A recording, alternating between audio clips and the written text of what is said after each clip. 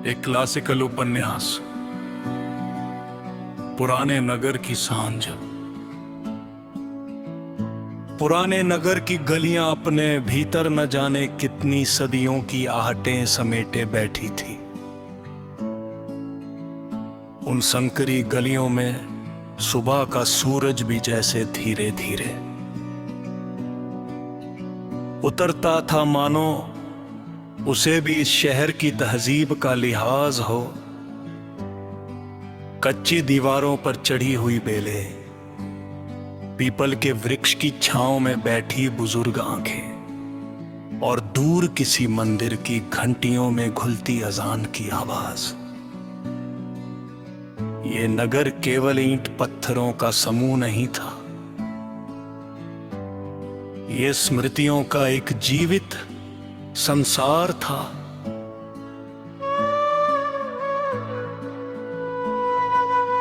उस नगर के बीचों बीच एक पुरानी हवेली थी, चंद्रविलास। हवेली की ऊंची खिड़कियां जिन पर महीन नक्काशी थी, शाम के समय जब खुलती तो ऐसा प्रतीत होता जैसे कोई पुराना गीत हवा में तैर गया हो।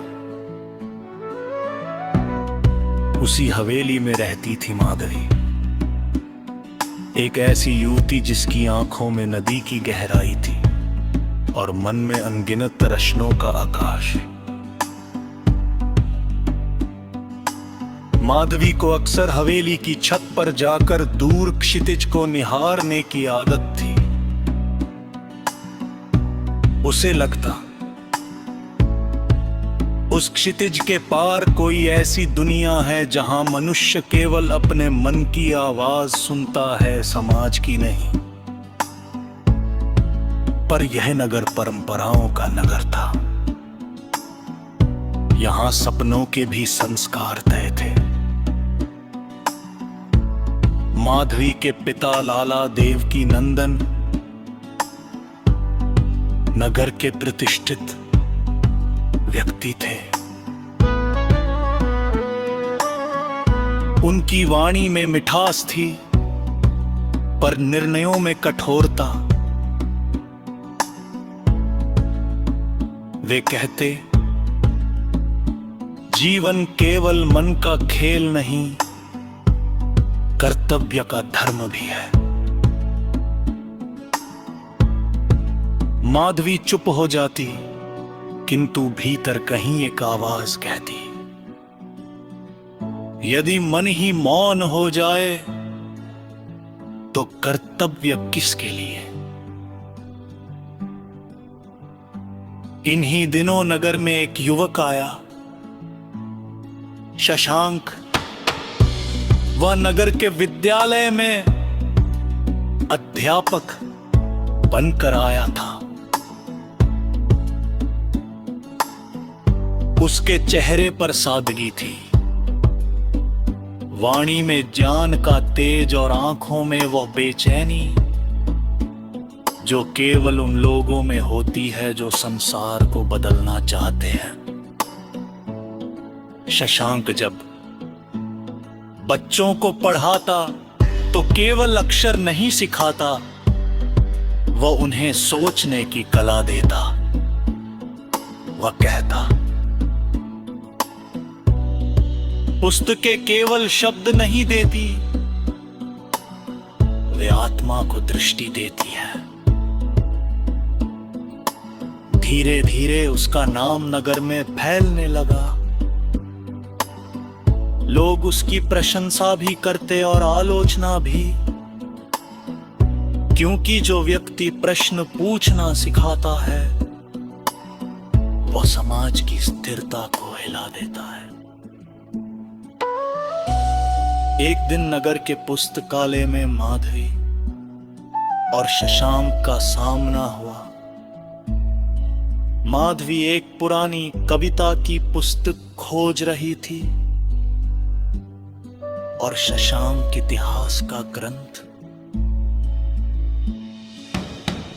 जब दोनों की उंगलियां एक ही पुस्तक पर एक साथ पहुंची तो एक क्षण को समय जैसे ठहर गया। शशांक मुस्कुराया। ज्ञान भी कभी कभी संयोग से मिलता है, माधवी ने धीमे स्वर में कहा, या शायद नियति से। उस दिन के बाद पुस्तकालय उनकी मुलाकातों का मौन साक्षी बन गया। वे साहित्य पर बातें करते, जीवन पर विचार करते और कभी कभी केवल मौन में बैठकर खिड़की से गिरती धूप को देखते रहते। शशांक ने माधवी से पूछा, तुम्हें इस नगर में सबसे सुंदर क्या लगता है? माधवी ने उत्तर दिया, यहाँ की शाम। जब पूरा नगर थककर शांत हो जाता है और हवा में केवल यादें बोलती है। शशांक बोला, मुझे यहाँ की सुबह सुंदर लगती है क्योंकि उसमें संभावना है। माधवी मुस्कुरा दी,